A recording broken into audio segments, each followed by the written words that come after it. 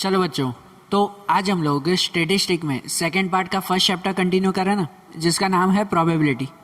देखो, इस चैप्टर में हमने अभी तक एक्सरसाइज 1.1 और 1.2 कंप्लीट की, जिसमें पहले में नॉर्मल इवेंट कैसे बनाते हैं, सैंपल स्पेस पर से इवेंट कैसे बनाते हैं वो हमने देखा था, और 1.2 में उस इवेंट पर से प्रोबेबिलिटी कैसे तैयार करते हैं वो देखा था, और साथ में कुछ फार्मूलाज भी लिखी थी।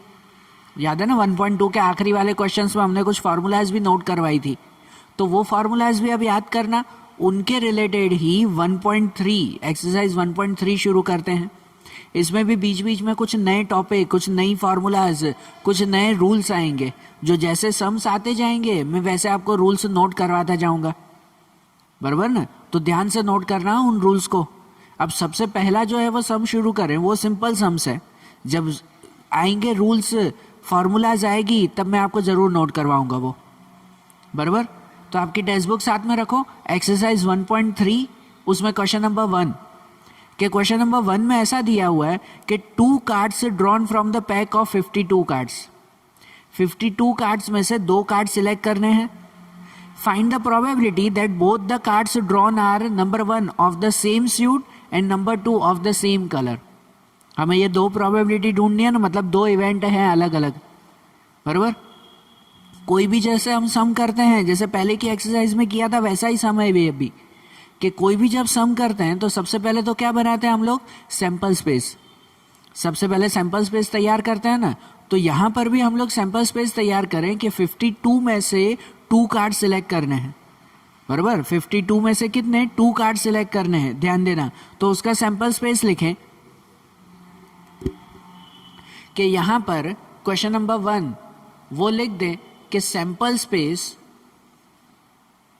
यहाँ यू करके लिखें कि 2 cards,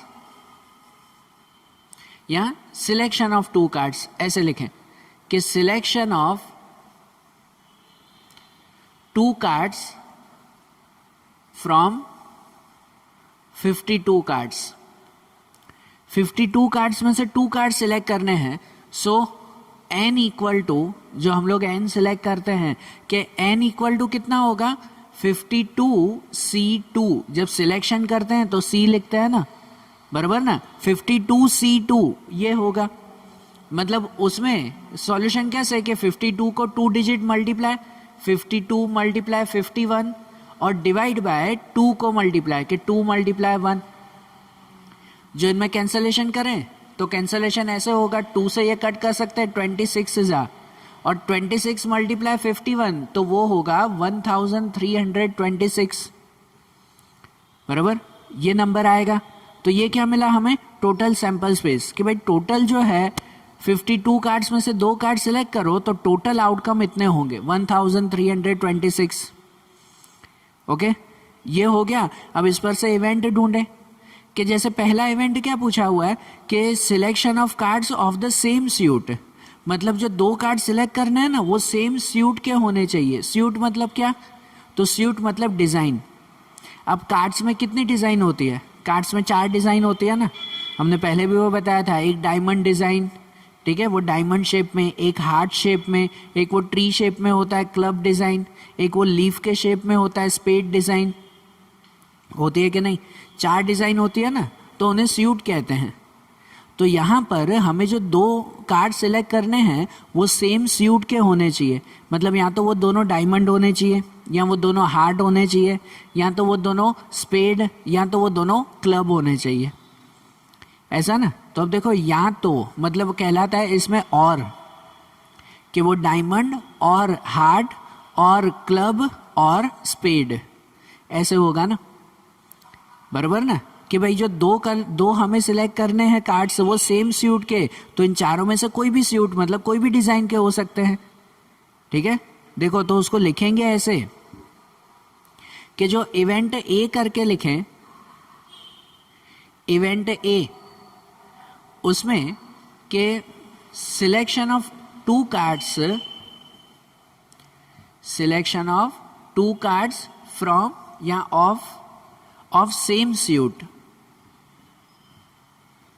same suit means same suit same design का होना चाहिए, मीन्स के डायमंड, कि वो या तो डायमंड शेप का होना चाहिए, और हार्ट, जो चारों शेप है उनमें से ना, कि या तो वो हार्ट का होना चाहिए, और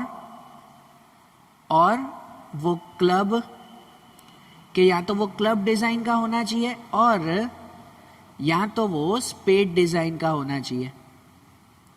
ऐसा ना, कि जो दो हमें कार्ड सिलेक्ट करने वो सेम डिजाइन का होना चाहिए, तो वो इन चारों में से कोई भी डिजाइन का हो सकता है कि नहीं। और अगर इन चारों में से सिलेक्ट करें ना, तो चारों के कितने कितने कार्ड्स होते हैं भाई? डायमंड के कितने कार्ड्स होते हैं? तो डायमंड शेप के 13 कार्ड्स होते हैं। हर एक शेप के 13 होते हैं ना, हर एक सूट के 13 कार्ड्स होते हैं ना, बराबर। और इन 13 में से 2 सिलेक्ट करने हैं, बराबर। इसका मतलब ये कि जो हमें 2 कार्ड सिलेक्ट करने हैं वो या तो डायमंड में से 2 होने चाहिए ना, तो डायमंड के 13, तो उस डायमंड के 13 में से 2 होने चाहिए, 13C2, बराबर। और मतलब लिखते हैं प्लस, और मतलब प्लस लिखा जाता है कि या तो वो हार्ट के 2 होने चाहिए, मतलब हार्ट के भी 13, उसमें से 2 होने चाहिए, बराबर, 13C2। और मतलब फिर से प्लस, मैंने पहले ही बताया था, और मतलब प्लस, एंड मतलब मल्टीप्लाई। तो या तो वो क्लब के, तो क्लब के भी 13 होते हैं, उस 13 में से 2 होने चाहिए, बराबर। या तो वो स्पेड के, तो और मतलब फिर प्लस, कि वो स्पेड के 13 में से 2 होने चाहिए, ठीक है। ऐसी ये कंडीशन बनी, ध्यान से समझना, कि वो सेम सूट के होने चाहिए, सेम डिजाइन। तो सेम डिजाइन तो इन चारों में से कोई भी ना, बराबर ना। या तो इस डिजाइन के 13 में से 2 पत्ते होने चाहिए, या तो इस डिजाइन के, या तो ये डिजाइन के, बराबर। तो अब इसका आंसर, वो हमारा ये इवेंट का आंसर बना कि अब 13C2 अगर यहाँ पे गिन लें तो 13C2 का आंसर क्या आता है? रफ में गिन रहे हैं तो 13C2, तो उसको 13 को 2 बार मल्टीप्लाई, 13 मल्टीप्लाई 12 और अपॉन 2, तो 2 को मल्टीप्लाई 2 मल्टीप्लाई 1, बराबर। इसको कट कर सकते हैं कि 2 6 जा और 13 6 जा 78, बराबर है। मतलब यहाँ पर ऐसे कहला है कि जो हम m लिखते हैं ना, पॉसिबल आउटकम्स, तो m यहाँ पे लिखा जाएगा कि 13C2 उसका आंसर 78 प्लस ये भी 13C2 78 प्लस ये भी 78 और प्लस ये भी 78, तो टोटल आउटकम्स हो गए हमारे, तो टोटल आउटकम्स हो गए 312, बराबर। कितने हो गए उसमें? 312 हो गए, बराबर। ये हमें आउटकम्स मिले, और ये जो आउटकम्स मिले तो इस पर से हम लोग क्या फाइंड करते हैं? तो इस पर से फाइंड करते हैं फिर प्रोबेबिलिटी, बराबर। जो आउटकम्स मिल गए तो उस पर से प्रोबेबिलिटी फाइंड करते हैं ना, कि अब यहाँ पर इस इवेंट की प्रोबेबिलिटी फाइंड करें कि PA इक्वल टू, आप कंटिन्यू लिखना है इसके, कि PA इक्वल टू फॉर्मूला क्या आती है? फॉर्मूला आती है m/n।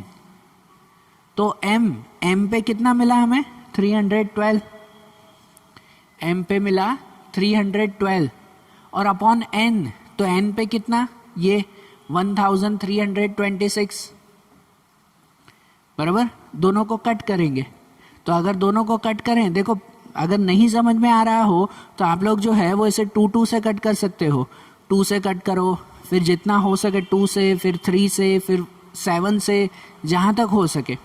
या अगर डायरेक्टली याद रखना हो तो ये नंबर है ना 78 की टेबल में ही आएंगे, ये दोनों के दोनों 78 से ही डिवाइड होंगे, बराबर। अगर 78 से डिवाइड करें ना तो ऊपर 312 होता है, 78 4 जा, और ये होगा 78 17 जा, बराबर। 78 मल्टीप्लाई 17, वो आंसर आएगा। तो इसका मतलब आंसर मिला 4/17, बराबर। समझ आई बात है? तो देखो ये कंडीशन ध्यान रखना बेटा, कि जो इसमें 2 कार्ड सिलेक्ट करने थे वो सेम सूट के होने चाहिए, तो सेम सूट मतलब इन्हीं 4 में से कोई एक डिज़ाइन का होना चाहिए, तो चारों में से कोई भी डिज़ाइन हो सकती है ना, इसलिए सभी डिज़ाइन और में लिखी।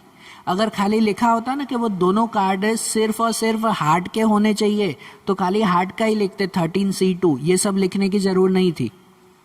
लेकिन इसमें लिखा हुआ है कि भाई सेम स्यूट का, तो वो स्यूट तो कोई भी हो सकता है इन चारों में से, इसलिए चारों लिखने पड़े और करके, बराबर। अब जैसे इवेंट ए किया, अब ऐसे ही इवेंट बी पूछा हुआ है, इवेंट बी में पूछा हुआ ऑफ द सेम कलर। अब जैसे ये सेम स्यूट था, अब इवेंट बी में पूछा हुआ है सेम कलर का, तो सेम कलर, तो ये जो 52 कार्ड्स होते हैं उसमें कितने कलर होते हैं, तो उसमें 2 कलर होते हैं, या रेड या ब्लैक।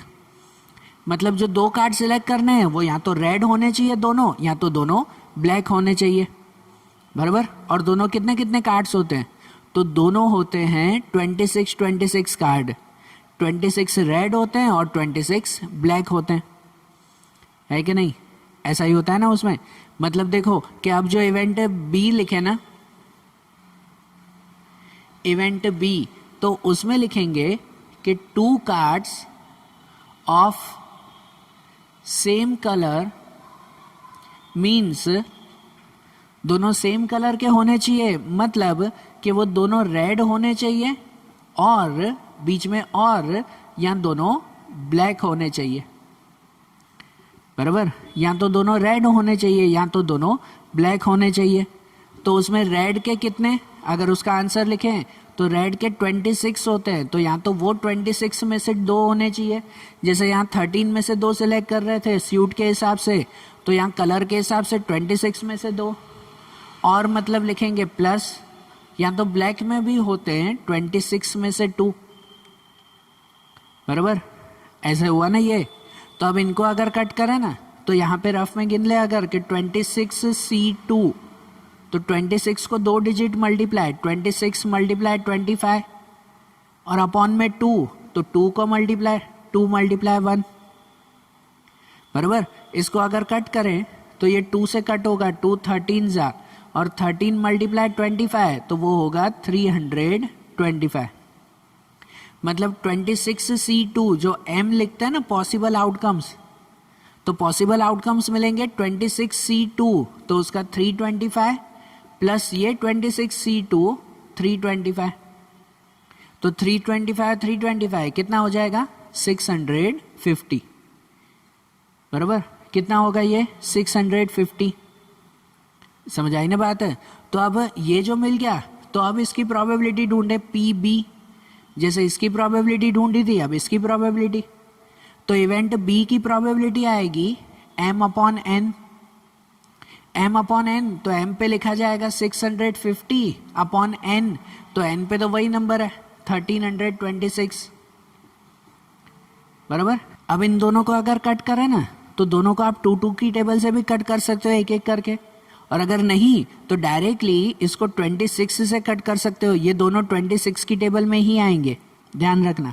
तो अगर इसको 26 से कट करो तो वो होगा 26 25 जा 650, और इसको अगर 26 से डिवाइड करो तो वो होगा 26 51 जा, तो मतलब आंसर मिला 25/51, ये सेकंड इवेंट का आंसर, बराबर। ध्यान आ रहा है? तो ये दोनों जो है वो क्वेश्चन, दोनों इवेंट अच्छी तरह से माइंड में बैठाना, तो इसे अच्छी तरह से समझो। तो अब इसे रफ करके फिर सेकंड वाला क्वेश्चन करें। देखो कि अब क्वेश्चन नंबर 2 में क्या दिया हुआ है आपकी टेक्स्ट बुक में, देखो सेकंड क्वेश्चन में लिखा हुआ है कि 3 books of statistics and 4 books of mathematics are arrange on a shelf, 2 books are randomly selected from these books, find the probability that both the books selected are of same subject, बराबर। यहाँ पर दिया हुआ है कि हमारे पास 3 book statistic की है, 4 बुक मैथमेटिक्स की है, मतलब टोटल 7 बुक्स है, उसमें से 2 बुक सिलेक्ट करनी है, बराबर। तो सबसे पहले तो हम लोग सैंपल स्पेस लिखते हैं ना, कि सैंपल स्पेस में यहाँ पे क्या लिखेंगे कि 7 में से 2 बुक सिलेक्ट करनी है, 3 स्टैटिस्टिक की बुक है और 4 मैथमेटिक्स की बुक है, उनमें से 2 सिलेक्ट करनी है। मतलब यहाँ पे सबसे पहले हम लोग सैंपल स्पेस लिखें कि सेकंड, यहाँ पर लिखें sample space U equal to selection of 2 books from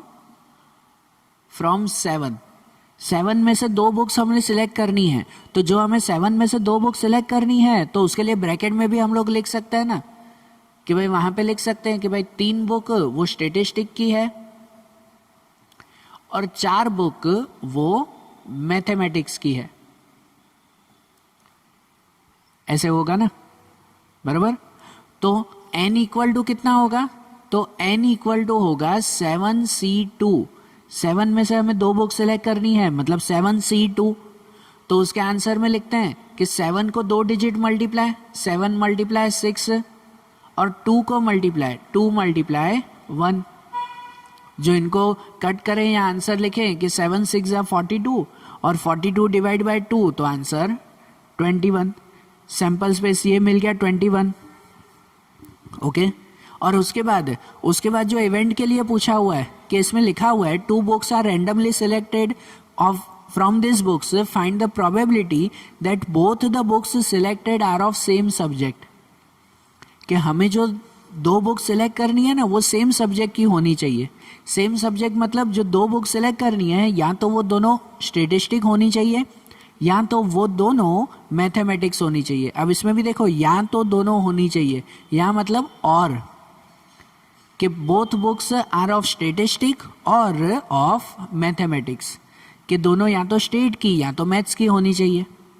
ठीक है, तो इसके इवेंट में भी ऐसे लिखा जाएगा, इवेंट ए, इसमें तो एक ही इवेंट पूछा हुआ है, तो इवेंट में लिखा जाएगा कि both books of same subject means कि दोनों सेम सब्जेक्ट की होनी चाहिए। उसका मतलब कि या तो वो दोनों स्टैटिस्टिक की होनी चाहिए और या तो वो दोनों मैथमेटिक्स की होनी चाहिए, ऐसा ना। तो इसमें अगर आंसर लिखें तो दोनों स्टैटिस्टिक की होनी चाहिए। तो स्टैटिस्टिक की कितनी बुक्स हैं, 3 बुक हैं। या तो वो दोनों इसी 3 में से 2 होनी चाहिए, मतलब स्टैटिस्टिक 3 में से 2, 3C2, बराबर। या तो वो दोनों बुक स्टैटिस्टिक की होनी चाहिए, तो स्टैटिस्टिक की 3 बुक है, उस 3 में से 2 होनी चाहिए। और मतलब लिखते हैं प्लस, कि या तो वो दोनों मैथमेटिक्स की होनी चाहिए। मैथमेटिक्स की कितनी है, 4 है, तो मतलब कि उन 4 में से 2 होनी चाहिए, तो उस 4 में से 2, 4C2। ये आंसर बना ना, बराबर ना। जो इनका आंसर लिखे ना, तो इनका आंसर मिलेगा कि 3C2, तो उसको लिखते हैं 3 मल्टीप्लाई 2, 3 को 2 डिजिट मल्टीप्लाई और अपॉन में 2 मल्टीप्लाई 1, और प्लस करके इसको भी लिख सकते हैं कि 4C2, तो 4 को 2 डिजिट मल्टीप्लाई, 4 मल्टीप्लाई 3 और नीचे 2 को 2 मल्टीप्लाई 1। चाहिए तो ये स्टेप रफ में भी कर सकते हो। तो आंसर कितना मिला, मैं यहाँ लिख सकता हूँ कि m equal to, so m equal to जो पॉसिबल आउटकम्स हैं, इसको अगर देखें तो 3 2 जा 6, 6 डिवाइड 2 3 रहेगा, 3 प्लस यहाँ पे 4 3 जा 12, 12 डिवाइड बाई 2, तो 12 डिवाइड 2 6, 3 प्लस 6 आंसर 9। कि पॉसिबल आउटकम्स हमें कितने मिले, 9 मिले। ठीक है, तो ये m मिल गया, तो इस पर से प्रोबेबिलिटी ढूंढ सकते हैं, PA कि प्रोबेबिलिटी ढूंढ सकते हैं। तो प्रोबेबिलिटी मतलब कि m अपॉन n, प्रोबेबिलिटी की फार्मूला लिखते हैं ना, m अपॉन n, तो m पे लिखेंगे 9 और अपॉन n, तो n पे कितना लिखा जाएगा, 21। 9 अपॉन 21, दोनों 3 3 की टेबल से कट होंगे, दोनों 3 की टेबल से कट करो तो ये 3 3 जा और 3 7 जा, तो आंसर क्या मिलेगा, 3 अपॉन 7, बराबर। ये आंसर मिला ना हमें प्रोबेबिलिटी का। समझ आई बात, सिंपल था ना ये क्वेश्चन, कि भाई हमें जो 2 बुक सिलेक्ट करनी थी वो दोनों सेम सब्जेक्ट की होनी चाहिए। तो ऐसे ही रखते हैं माइंड में कि या तो वो दोनों स्टैटिस्टिक की या तो वो दोनों मैथमेटिक्स की होनी चाहिए। क्लियर। तो अब इसे भी रफ करें, इसे भी ध्यान से पहले लिख लो, फिर इसे रफ करें, तो उसके बाद थर्ड वाला क्वेश्चन देखें। ओके, चलो देखो कि अब इसमें थर्ड वाला देखें, बराबर ना। थर्ड वाला क्वेश्चन देखें। अब यहाँ ध्यान देना, थर्ड वाले में एक नया टॉपिक है, ध्यान से समझना उस टॉपिक को, कि यहाँ पर क्वेश्चन नंबर 3 में पहले जो क्वेश्चन पढ़ ले हम लोग, ऐसे लिखा हुआ है कि 1 card is randomly drawn from the pack of 52 cards. 52 में से एक ही कार्ड सिलेक्ट करना है। Find the probability that it is a spade card और एस। नंबर 1, या तो वो स्पेड कार्ड या तो एस कार्ड होना चाहिए, और number 2, neither spade nor ace, कि या तो वो स्पेड भी नहीं और एस भी नहीं होना चाहिए। ऐसा है। तो यहाँ पर समझो, पहले ये समझो वो रफ में करते हैं कि जिससे थियरी भी क्लियर हो कि भाई पॉइंट समझें कि इसमें क्या नया है अब। बराबर समझना ध्यान से कि देखो सबसे पहले तो 52 में से 1 कार्ड सिलेक्ट करना है। मतलब जो हम लोग सैंपल स्पेस बनाते हैं ना, कि सैंपल स्पेस में यू जब लिखते हैं हम लोग, तो वो यू में 52 में से एक ही कार्ड 52C1 एक कार्ड सिलेक्ट करना है। तो 52C1 मतलब वो तो 52 ही रहेगा। बराबर। फिर जैसे इवेंट में पूछा हुआ है ना कि भाई जो लिखा हुआ है कि वो स्पेड कार्ड या तो एस कार्ड होना चाहिए। बराबर क्लियरली लिखा हुआ है कि या तो वो स्पेड कार्ड होना चाहिए या तो एस कार्ड। मतलब कि ऐसे लिख सकते हैं ना कि स्पेड कार्ड और एस कार्ड, ऐसे लिखा जाता है कि नहीं। बराबर जैसे पहले लिख रहे थे वैसे ही। लेकिन यहाँ चेंजेस क्या समझना कि भाई स्पेड कार्ड का मतलब ये कहलाया कि भाई स्पेड जो डिज़ाइन आती है कि उस डिज़ाइन के कितने कार्ड्स होते हैं, तो उस डिज़ाइन के होते हैं 13 कार्ड्स, कि उस 13 में से 2 13C2 और मतलब कहलाया प्लस और एस कार्ड, तो एस कितने होते हैं, एस मतलब इक्का कहलाया, इक्का। ठीक है, यहाँ पे भी 13 में से एक सिलेक्ट करना 1, क्योंकि एक ही कार्ड सिलेक्ट करना है। और दूसरा एस मतलब इक्का नंबर 1, तो 1 नंबर के भी कितने कार्ड्स होते हैं, 4 कार्ड्स होते हैं, तो उस 4 में से एक 4C1। तो अब अगर आपने ऐसे सम कर दिया ना जैसे पहले वाली मेथड से कर रहे थे, उसमें यही कर रहे थे, इवेंट ए लिख देते थे कि भाई स्पेड कार्ड होना चाहिए और एस कार्ड होना चाहिए। तो स्पेड 13 में से एक और मतलब प्लस एस में 4 में से एक, है कि नहीं। लेकिन अब यहाँ पर जो है वो चेंजेस ये है कि इससे पहले वाले जितने भी हम लोग सम कर रहे थे ना, जो 2 सम हमने देखे पहले की एक्सरसाइज में भी सम्स देखे, उसमें ऐसा था कि जब भी ऐसे 2 इवेंट लेते थे ना, तो उन 2 इवेंट में या 2 कंडीशन जो ऐसे लेते थे स्पेड और एस या कुछ भी, जैसे पहले में 4 डिज़ाइन ली थी, फर्स्ट वाले सम में किया था ना, diamond card, heart card, spade card, है ना, क्लब कार्ड, तो वो चारों डिज़ाइन ली थी। तो उनमें भी जो भी कंडीशन लेते थे ना, कभी उसमें से कुछ कॉमन नहीं निकलता था, कभी भी उसमें से कुछ भी कॉमन निकलता नहीं था। लेकिन यहाँ पर आप कंडीशन देखो, यहाँ कंडीशन ऐसे आ रही है कि इन दोनों में से एक कार्ड कॉमन भी होगा।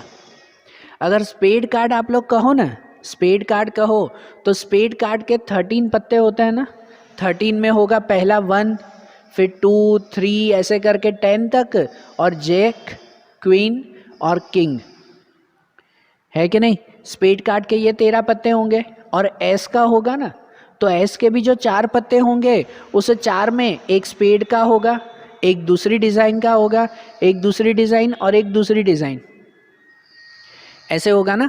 बराबर ना। उस 1 नंबर के भी तो 4 पत्ते होंगे कि नहीं। तो मतलब दोनों में है ना एक पत्ता कॉमन आ रहा है कि नहीं। जो स्पेड का जो पत्ता होगा उसमें भी एस होगा, ये एस एक पत्ता होगा कि नहीं एस का, और जो एस के 4 पत्ते होंगे उसमें एक स्पेड का होगा, मतलब दोनों में एक कार्ड कॉमन है। तो जब भी दोनों में कुछ कॉमन निकलता हो ना, पहले जितने भी सम किए अब फिर से एक बार नोट कर लेना, गौर कर लेना उस पर, कि पहले जितने भी सम्स किए कभी किसी में से कुछ कॉमन नहीं निकल रहा था। उससे पहले वाला जो हमने सम किया था पता है, इससे पहले स्टैटिस्टिक की बुक एंड मैथमेटिक्स की बुक, तो स्टैटिस्टिक की बुक अलग, मैथमेटिक्स की बुक अलग, दोनों में कुछ कॉमन था कि दोनों में एक बुक कॉमन हो, नहीं थी ना, कुछ भी कॉमन नहीं था। लेकिन यहाँ पे कॉमन है, बराबर ना, ये कॉमन है। और जब भी कॉमन हो तो ऐसे नॉर्मल नहीं, फिर उसमें स्पेशल फार्मूला लगती है। बराबर, क्या लगती है उसमें, स्पेशल फार्मूला। तो उसमें फार्मूला ऐसे लगती है कि अब जब और हो ना, तो और मतलब यूनियन की फार्मूला लगती है। और मतलब किसकी, यूनियन की। अभी तक हम लोग देख रहे थे कि और मतलब प्लस कहलाया, बराबर, और एंड मतलब मल्टीप्लाई। अब यहाँ एक नई चीज़ कि और मतलब यूनियन और एंड मतलब इंटरसेक्शन, बराबर। और मतलब क्या कहलाता है, अब यूनियन कहलाया। तो अब इसमें लगेगी यूनियन की फॉर्मूला है जो आप लोगों ने एक्सरसाइज 1.2 में देखी थी। एक्सरसाइज 1.2 में एक यूनियन की फॉर्मूला लिखी थी कि probability of A union B equal to P A plus P B minus P A intersection B. ये एक फॉर्मूला देखी थी कि नहीं पहले, बराबर ना, कि P A plus P B minus P A intersection B. तो अब ये जो सम है ना वो इसके अकॉर्डिंग होगा कि जहाँ पर पी ए मतलब ये पहला लिखेंगे कि भाई स्पेड कार्ड सिलेक्ट कर रहे हैं वो, पी बी मतलब ये दूसरा लिखेंगे कि एस कार्ड सिलेक्ट कर रहे हैं वो, और minus P A intersection B, A intersection B में लिखा जाता है जो कॉमन है वो, बराबर ना, जो कॉमन है वो लिखा जाता है उसमें। समझ आई बात है। तो अब यहाँ पे हमें क्या सिलेक्ट करना है, मतलब कौन सी फॉर्मूला लगानी है, ये फॉर्मूला से करना है। और जब भी ऐसे फॉर्मूला से करना हो ना तब ये सभी कंडीशन को इवेंट ए इवेंट बी वैसे अलग अलग सिलेक्ट करते हैं, बराबर। इवेंट ए और इवेंट बी अलग अलग। पहले क्या कर रहे थे अभी तक के क्वेश्चन में कि इवेंट ए और उसके अंदर ही दोनों लिख देते थे, बराबर ना। जैसे पहले वो 4 कार्ड सिलेक्ट कर रहे थे तो भाई उसमें इवेंट ए, उसमें ही डायमंड, हार्ट, क्लब, स्पेड चारों लिख दिए थे ना, क्योंकि कुछ भी कॉमन नहीं था चारों में, तो चारों लिख देते थे एक साथ। यहाँ पे अब यहाँ पे कॉमन है, ध्यान देना बेटा। अब से आगे की पूरी ये एक्सरसाइज वो इसी मेथड से होगी कि अब सब में कॉमन निकलेगा, कि जब दोनों कंडीशन में कुछ कॉमन निकलता हो तो ये फॉर्मूला से करेंगे, डायरेक्ट नहीं करेंगे। एग्जाम में ध्यान देना है, एग्जाम में लिखा हुआ नहीं होगा कि इसमें कॉमन है कि नहीं है, वो खुद सोचना पड़ेगा, बराबर ना, खुद सोचना पड़ेगा, ध्यान रखना उस पर। तो जिस भी क्वेश्चन में अगर ऐसे कॉमन निकलता हो तो फिर ये मेथड से करेंगे, अगर कुछ कॉमन ना हो दोनों कंडीशन में तो फिर नॉर्मल जैसे पहले कर रहे थे, ठीक है। तो अब इसको लिखें, अब प्रॉपरली लिखें तो पता चले। तो अब इसमें सबसे पहले सैंपल स्पेस बनाते हैं कि सैंपल स्पेस मतलब U, तो U में लिखते हैं, ये थर्ड वाला क्वेश्चन है ना, नंबर 3 लिखे कि U में लिखेंगे selection of one card from 52 में से वन कार्ड सिलेक्ट करना है। मीन्स उसमें n इक्वल टू होगा 52C1, बराबर। 52C1 मतलब कितना होगा, 52 ही, 1 हो मतलब वही होगा ना, 52 ही टोटल, बराबर। अब उसके बाद इवेंट, तो अब इवेंट में समझो कि इवेंट में स्पेड कार्ड, जैसे इसमें लिखा है ना स्पेड कार्ड और एस कार्ड, तो उसमें स्पेड कार्ड को इवेंट ए कहेंगे, एस कार्ड को इवेंट बी कहेंगे, उसको ढूंढेंगे, फिर इंटरसेक्शन जो दोनों में कॉमन है वो, और उसके बाद ये यूनियन ढूंढेंगे, ठीक है। ध्यान से देखना कि मैं लिख कैसे रहा हूं, वो समझना कि सबसे पहले इवेंट ए कहेंगे कि उसमें आएगा, एक ही कार्ड सिलेक्ट करना है ना, इसमें तो अलग तो है ही नहीं, दो भी नहीं है, एक ही कार्ड है, तो सिर्फ लिखेंगे कि selection of spade card, selection of spade card, कि स्पेड कार्ड का सिलेक्शन। तो इसमें m इक्वल टू कितना हो जाएगा, m जो पॉसिबल आउटकम्स कहते हैं, तो वो होगा 13C1, कि 13 में से एक कार्ड सिलेक्ट करना है जो स्पेड कार्ड का है। 13C1 मतलब आंसर 13, बराबर ना, आंसर 13। और साथ में इवेंट ए की प्रोबेबिलिटी भी, हाँ उसकी प्रोबेबिलिटी भी, क्योंकि फाइनल फार्मूला में हमें पी ए ही तो लिखना है, प्रोबेबिलिटी लिखनी है ना, तो उसकी प्रोबेबिलिटी भी ढूंढ लें अब इवेंट ए की। तो उसकी प्रोबेबिलिटी आएगी m/n, बराबर। तो जहाँ m पे लिखा जाएगा 13 और n पे, तो n पे 52, 13/52। कट करो तो दोनों 13 से कट होते हैं, लेकिन जितना हो सके इसमें कट मत किया करो, कि इसमें आखिरी में यहाँ पे पहुँचेगा ना जब यूनियन पे, तब कट करना, बराबर। तो कैलकुलेशन ईजी रहती है फिर, तो इसे ऐसे ही रखें 13/52। अब दूसरा इवेंट ले कि ace, selection of ace card, तो उसे इवेंट बी कहें, event B selection of ace card, कि एस कार्ड हम लोग सिलेक्ट करें, तो उसमें m लिखा जाएगा m equal to 4c1। Ace card 4 होते हैं, 4 में से एक, तो 4 में से एक मतलब सिर्फ 4 ही लिखा जाएगा। और उसकी भी प्रोबेबिलिटी अगर ढूंढो ना पी बी, तो उसकी प्रोबेबिलिटी आएगी P B equal to M upon N. तो m अपॉन एन मतलब के m पे लिखा जाएगा 4 और n पे 52, है ना। m पे 4 और n पे यही 52, ये s कार्ड हो गया। ठीक है, अब तीसरा ढूंढेंगे हम लोग, वो होगा जो दोनों में कॉमन है, वो इंटरसेक्शन a इंटरसेक्शन b, दोनों में एक कार्ड कॉमन है ना, तो अब वो भी उसके साथ लिखेंगे। मतलब यहाँ पे ऐसा लिखा जाता है कि अब लिखें कि इवेंट A इंटरसेक्शन B ऐसे लिखा जाएगा। यहाँ पे लिख रहे थे event A spade card, event B ace card. अब event A intersection B, A intersection B मतलब जो दोनों में कॉमन हो, तो उसके लिए लिखते हैं, सेंटेंस लिखते हैं कि इवेंट A इंटरसेक्शन B कि सिलेक्शन ऑफ स्पेड एंड, यहाँ एंड को भले आप जो है वो हाईलाइट करो कि एंड एस कार्ड। ये एंड मतलब क्या कहलाता है, इंटरसेक्शन, कि जहाँ इंटरसेक्शन में जो कॉमन हो वो लिखते हैं कि कॉमन कितना है, एक है, एक ही कॉमन है उसमें, तो वो लिखेंगे उसमें। मतलब वहाँ पे m इक्वल टू होगा 1, बराबर। जैसे इसमें m लिख रहे थे ना पॉसिबल आउटकम, उसमें 1 ही होगा कि हाँ भाई एक कार्ड वो दोनों में कॉमन है। ठीक है, तो मतलब उसकी प्रोबेबिलिटी आ जाएगी कि A इंटरसेक्शन